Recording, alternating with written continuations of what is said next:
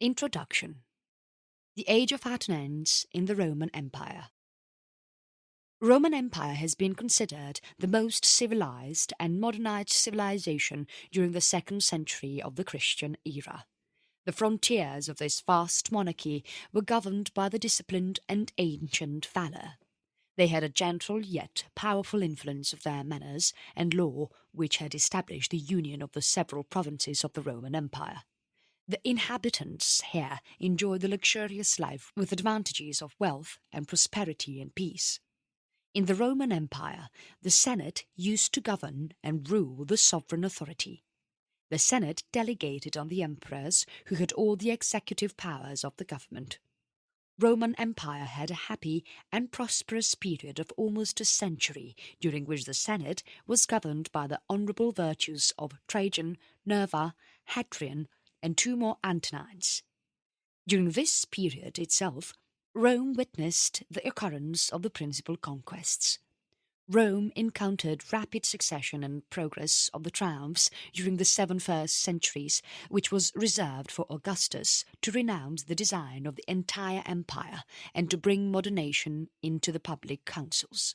During the era of Augustus, Rome witnessed profitable reflections which ensured the safety and dignity of Rome.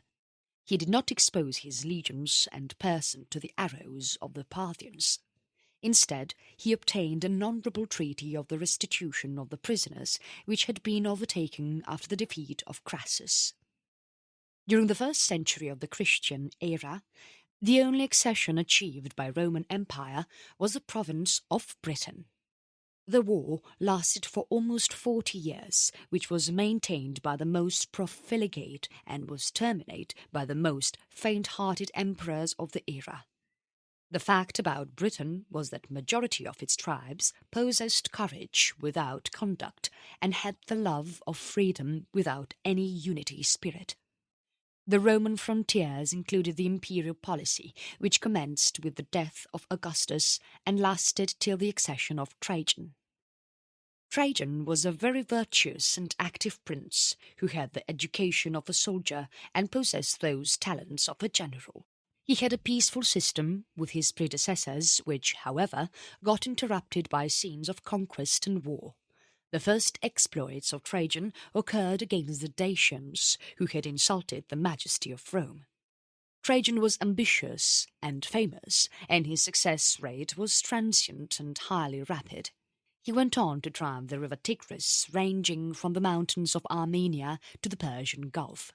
He always enjoyed the honour of being the topmost and as the only Roman general who went on to navigate remote seas. His fleets went on to ravage the Arabian coast as he approached towards the confines of India. But it was with the death of Trajan, which clouded the majestic prospect to be dreaded, that the distant nations would throw off the power achieved by the flourishing Roman Empire. Chapter 1. The Union and Internal Prosperity in the Age of Antonines. The greatness of the Roman Empire cannot be alone judged by the extent or the rapidity of the conquests and successors. It was until a greater period that the Russian deserts occupied a larger portion of the globe. Alexander went on to erect the Macedonian trophy along the banks of the river Hyphasis. The obedient provinces of the Trajan and the Antonines were adorned by arts and were unified by law. The general principle of their government was simple, wise, and very beneficial. They relished on the religion of their ancestors and exalted to an equality of conquerors. The main policy of the Roman emperors and the Senate revolved around their religion and was enlightened and reflected by the superstitious beliefs and habits. There were various modes of religious worships which prevailed in the Roman Empire and were greatly considered by the local people and the philosophers as well. The superstitious beliefs of the individuals were not embittered by any theological bitterness. It was also not confined by the chains or shackles of any speculative system. The deities of the 1,000 streams and the 1,000 groves thrived in peace, nor did the Romans deprecate the wrath of the Tiber. The Romans, the Greeks, and the barbarians persuaded themselves that under various names and ceremonies they all adored the same deities. It was not easy to conceive that the spirit of persecution would be able to introduce itself into the Roman councils. The Roman valued and understood the meaning and importance of religion and stayed connected with the Senate and the government. They even encouraged the public festivals, which tended to humanize the manners of the locals. They worshipped the arts of divination as an instrument of policy and respected the firmest bond of the society. Even after acknowledging the advantages of the religion, they were convinced that the various modes of worship had the same salutary purposes and received the same time and experience in the form of superstition. Rome was considered to be the capital of a great monarchy which was filled with strangers and subjects from each corner of the world. These were responsible for introducing and enjoying the superstitious beliefs of their native country. Every city in the Roman Empire was filled with the purity of the ancient ceremonies, and the Roman Senate had the common privilege to check the inundation of the foreign rites. Therefore, Rome gradually went on to become the common temple of all subjects, and the freedom of the cities was bestowed upon by all the goods of mankind. Chapter 2. The Constitution of the Roman Empire in the Age of the Antonines. The definition of the Roman Empire in terms of a monarchy seemed to be that of a state which was governed by a single person, and he may be entrusted with the execution of the laws, the command of the army, and the management of the overall revenue. Every barrier of the Roman civilization and constitution had been balanced by the vast ambition of the dictator and had been eradicated by the cruel deeds of the triumvir. After Actium achieved victory, the fate of the Roman Empire depended on the will of the Octavianus known as Caesar and afterwards by Augustus. The conqueror was the leader of the 44 veteran legions who were conscious of their own strength and the weaknesses. The provinces, which were oppressed for long by the ministers of the Republic, wanted a government of a single person who could be the master and not the accomplice. The Roman people demanded only bread and public shows, which were supplied with open hands by Augustus. Augustus laid aside the tyrants by reforming the Senate and thus went on to profess himself as the father of the country. Augustus was elected as a censor, and with his faithful Agrippa, he went on to examine the list of the senators and even expelled a few members. He also persuaded nearly 200 people for the prevention of shame by a voluntary retreat which raised the qualification of a senator by £10,000. Augustus was also responsible for creating a vast number of patrician families and accepted himself as the honourable prince of the Senate, which was bestowed by the censors for being the most eminent in his services.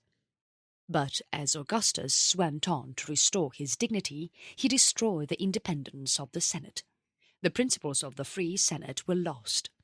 Augustus pronounced the studied oration before the modelling and the preparation of the assembly, which disguised his ambition and portrayed his patriotism. However, for the prosperity of the Roman Empire, it was deadly to trust the sincerity of Augustus. The advantages of monarchy or a republic often divided the speculations and presented the greatness of the Roman Empire. Amidst the increasing confusion, the reply of the Senate was decisive and anonymous. They failed to accept the resignation of Augustus and requested him to not leave the republic, which was saved only because of him. This incident took place many a time during the rule of Augustus, which was solemnized by the 10th year of his reign of the Roman Empire. With regard to the army and the soldiers, the jealousy of freedom had descended from the earliest span of the Roman Empire, which gave away substantial hopes of conquest and a sense of military discipline. The dictator or the consul had the ultimate right to command the Roman youth of its military services, and was even entitled to punish the cowardly disobedience or obstinate behaviour in the most severe forms of penalties. The most sacred rights of freedom were confirmed by the Sempronian and Porcian laws, which were suspended by the military engagement. The choice of the enemies and foes of Rome was decided by the legislative authority. The most important resolutions with respect to peace and war were the matters of debate in the Roman Senate and were ratified by the locals. Chapter 3. The Rise and Fall of the Pertinax. Marcus was milder by nature, had become the most amiable defective part of his character. He had an excellent understanding which was often deceived by the goodness of his nature and heart. He had an excessive indulgence to his brother, his son, his wife, and became a role of the public injury. Faustina, who was the wife of Marcus and daughter of Pius, was known for her beauty. However, she was also negligent and irregular in her unbounded passion, which was unknown to Marcus. He even went on to promote his wife's lovers to the post of profits and honour. Most of the crimes which disrupted the internal peace of the society were produced by the restraints imposed by the unequal laws on the appetites of mankind. Son of Marcus went on to succeed his father amidst the triumphs of the armies and the Senate. When he took the throne, there were no competitors or enemies to fight with around him. Therefore, he preferred the love of mankind in this state of peacefulness and calm. The young prince and his favourites celebrated the licence of the sovereign power. However, he had not yet fought a single battle and had only displayed a sentiment of generosity. Marcus had formed an assembly to be considered as the great council of the nation and was comprised of the most eminent Romans, which soon went on to become criminal in its niche. The Antonines, who respected their virtues and had delight in their union, formed a great military command which became a signal victory over Greece. In the civilized and stable state of the Roman Empire, the wild beasts retired from the face of the mankind and the neighbourhood of the famous cities. To transport them to Rome and to surprise them in their solitude, it was a kind of enterprise which was equally ridiculous for the people and the princes. In all these exhibitions, the most secure precautions were taken, which were used to preserve the person of the Roman Hercules, who might have disregarded the dignity of the emperor or the sanctity of the god. The finances and its management of the Roman Empire were the most attentive and vigilant care of the emperor or the Senate. Every measure of extortion and injustice had been adopted, which was meant to collect the property of the subjects into the prince's coffers. The people who remember the virtues and values of the Marcus were happy and content to contemplate their new features in bearing the traits of the original as they wished to enjoy the benign influence of his rule and administration. Amidst the general joys, the Praetorian guards betrayed the inward dissatisfaction due to their angry and sullen countenance. Chapter 4. Civil Wars and Victory of Severus. The power of the sword is felt greatly in an extensive and vast monarchy in comparison to a small community. It has been calculated by the politicians that no state can maintain above the power of the 100th members in arms and idleness unless being completely exhausted. Although this proportion might be uniform, the influence that army has over the rest of the society will vary greatly according to the degree of the positive strength. There can be no exertions made on the benefits of the military discipline and science unless a considerable number of soldiers are united in one body and activated by one person. With just a handful of men, this kind of union could serve as ineffectual and would be impracticable where the powers of the machine could destroy the excessive weights or the extreme minuteness of the springs. In order to illustrate this observation, we would need to reflect that there is no superiority of the natural strength, acquired skill, or the artificial weapons. This would enable one single man to keep the constant subjection of 100 of the fellow creature and the tyrant of a single town or even a small village or district, to soon discover that hundreds of disciplined soldiers will command 10 million of subjects. The Praetorian bands of the Roman Empire, whose furious and licentious nature became the first symptom and the cause of the decline of the Roman Empire. The Praetorian bands derived their institution from Augustus. They were crafty tyrants, sensibly made the Roman Senate to come in awe which could either crush or prevent the motions of the rebellion. Augustus discriminated the favoured troops by superior privileges and high pay, but their formidable aspect would have been alarmed and would have irritated the Roman people as the remainders were dispersed along the adjacent towns of Italy.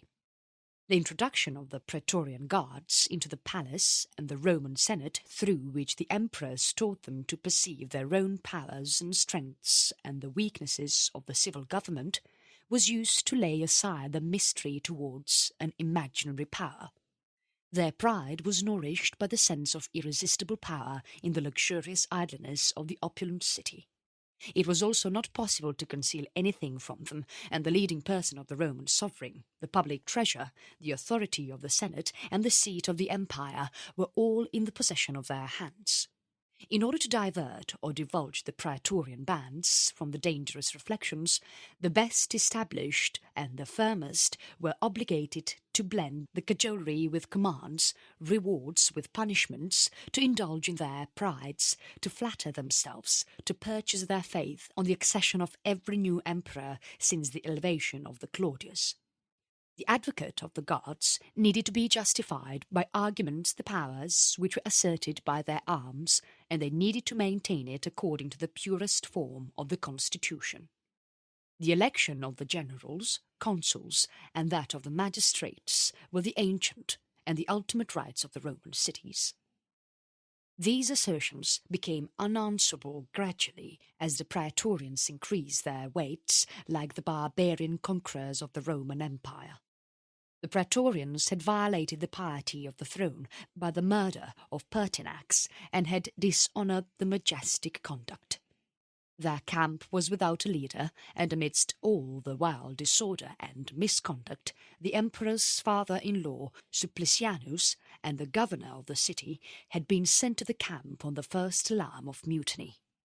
With history making us observe every principle and passion which yields to the ambitious dictates, it is very scarce that in these horrifying moments Supplicianus had aspired to triumph the throne which was polluted with recent killing and blood of a prince. He had already started his effectual argument as a threat to the imperial dignity, which proclaimed that the Roman Empire had to be disposed of the best and the most efficient bidder by means of a public auction. This infamous offer, and the most insolent of its kind, diffused a sense of shame, grief, and indignation throughout the empire. This somehow reached Didius Julianus, who was a wealthy senator of Rome and had indulged himself in the luxury of the Senate table. His wife and daughter, including his parasites and freedmen, convinced him easily that he deserved the throne and made him embrace the opportunity. The old man hurried to the Praetorian camp where Supplicianus was with his guards, and he began to bid against the foot of the rampart. Supplicianus had promised a donation of £160 to each soldier. Julian was eager for this prize and rose the total amount to whopping £200. In this way he was declared the emperor, and he took an oath of allegiance from the military. It now became obligatory for the Praetorians to satisfy the conditions of the sale. They offered their new sovereign and surrounded him on all sides from their shields. The Senate was assembled, and those who had been recognized as close friends or enemies of Julian affected the common share of satisfaction. After this, Julian filled the Senate with his armed soldiers and eminent virtues to get full affections and assurance from the Senate. The assembly, which was gathered, congratulated themselves and engaged their alliance with him on several branches of the imperial power. From the Roman Senate, Julian could spot the abandoned trunk of the Pertinax and the economical entertainment which was prepared for his dinner. He viewed one with indifference and the other with contempt. Even after the magnificent feast and the maddening crowd, he was left with darkness, solitude, and sleepless nights. He thought over the fate of his predecessors and the dangerous tenure of the Roman Empire, which would be purchased by money. Every move he made betrayed his trembling confusion. He insisted that Severus should be made the public enemy of the Roman Senate. He even tried to question the fates, magic, and the superstitious beliefs, and the unlawful sacrifices, but all in vain. Chapter 5. The Death of Severus. When one achieves greatness, however steep or dangerous it might seem, it entertains the active consciousness and has the power to exercise itself. But the possession of an empire or a throne could never lead to an everlasting satisfaction to any ambitious mind. This melancholy was truly felt and experienced by Severus. He elevated to the first place of mankind through fortune and merit. He considered himself great and felt distracted with care for preserving the empire, and was careless of his fame and oversatiated with power. These all factors made all the prospects of his life closed.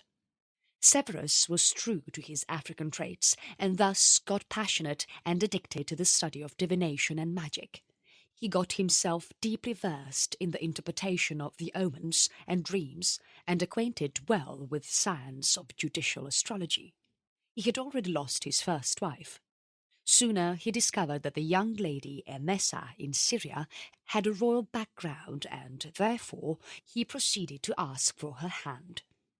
Julia Domna was her name, and she possessed that attraction of beauty and had a firmness of mind and judgmental strength. Her amicable qualities never made any dark impression on her husband, but during her son's rule she was the head of the administration of the personal affairs of the Roman Empire. She was the perfect patroness of art and was very friendly to the genius men. She produced 2 sons, Geta and Carcula, who were supposed to be the destined emperors. However, all these aspirations of the hopeful father and the Roman Empire proved vain by these princes, who were absent of any great talent or virtue and had an unforgiving antipathy for each other. The unhappy conflict of his 2 sons clouded all his dreams, and it threatened the throne, which was raised with much labour and had cemented much patriotic blood, and was guarded with extremes of treasure and arms. However, Severus remained impartial to both his sons, and granted to both the rank of Augustus with the prestigious name of Antoninus, such that it was for the first time that the Roman Empire witnessed 3 emperors.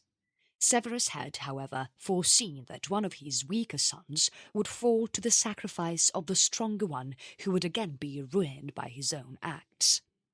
As years passed by, the declining health of Severus inflamed the wild passions and the black ambition of Caracala's mind. He wished to shorten the remaining days of his father's life, and had even tried to create a mutiny among the troops, but in vain. Finally, in the 65th year of his life, Severus passed away, and as per the salutary advice, both the sons were elected as the emperors of the Roman Empire. Chapter 6. The Elevation and Tyranny of Maximin. Out of all the forms of the governments which have prevailed in the world since ages, a hereditary monarchy seems to be the fairest in the scope for ridicule. It is possible to relate that on the demise of the father, the property of the entire nation somehow descends to his son, who is yet unknown to himself and the mankind, and has not even seen or witnessed the wisest statesmen and the bravest warriors. As retirement approaches, the imaginary forms of the future government might be devised in a faint light, and which shall continue to bestow on the most worthy of the entire community. As experience is achieved, these fairy illusions fade away and teach us the lesson that the election of a monarch depute the wisest or to the maximum group of the people of an empire.